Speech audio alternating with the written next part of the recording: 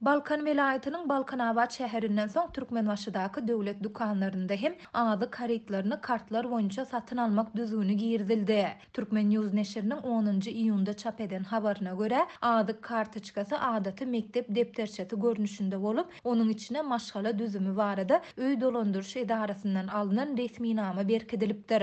Onuň inniki sahypasynda bolsa, şu aýda alynan adyk önümleriniň mukdaryny görkezýän tabliça yerleşdirilipdir.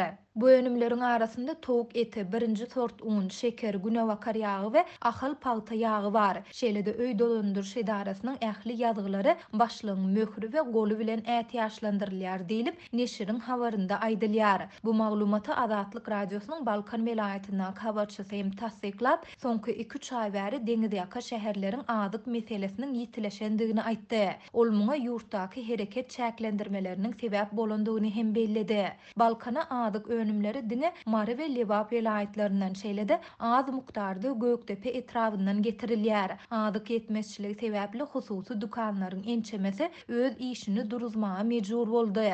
Döwlet dukanlarynda bolsa adygy kartlar boýunça satyn almak düzgüni girdildi diýip gidlilik şertinde söhbetdeş bolan habarçy 11-nji iýunda gurrun berdi. Aýdylmagyna görä häzirki wagt Türkmenbaşy şäherinde adyk kartlar boýunça her ele 5 sany ýumurtga, ýarym kilogram şeker, 1 kilogram un satylýar. Hatda käbir gök bakça önümleri hem kartlar boýunça berilýär. Her adama 2 kilogram kartoşka, 5 kilograma çenli käşir, 1 kilogram tüwe, 2 kilogram soğan, 1 litr ösümlük yağı ve 1 kilogram düýäniň eti satylýar. Adyk kartlar bolmadyk adamlar bu önümleri satyn alyp bilmeýär diýip habarçy belledi. Ol häzirki wagtda şäherde deňiz balygynyň gadagyn edilendigini, hatda käbir balyk bazarlaryna aprel aýyndan bäri gulp aslandygyny hem aýtdy. Türkmenistanda ykdysady kynçylyklaryň ýitileşen, adyk we nagt ýetmezçiliginiň agyrlaşan, munyň bilen bagly döwlet dukanlarynyň öňünde adamlaryň uly nowatlary dowam edýän mahaly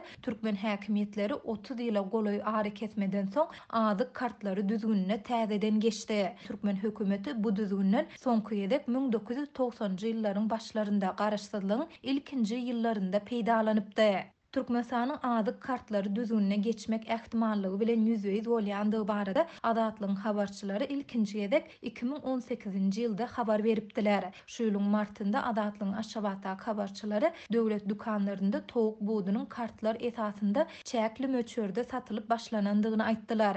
Geçen aý bolsa Türkmen News neşri bu düzgüniň Balkanabad şäherinde güýje girdilendigini habar berdi. Aprel aýynda Balkanyň Garaboğaz şäherindäki Türkmenbaşy banky Ilatyň bank kartlarynaky puly talon boýunça nagtlaşdyrmak düzgünini girdi. Türkmen häkimetleri ýurtda ýitileşen adyk gyçylygy we olary kartlar boýunça satyn almak düzgüni barada hiç zat aýtmaýarlar. Bu barada döwlet mediasy hem dymýar.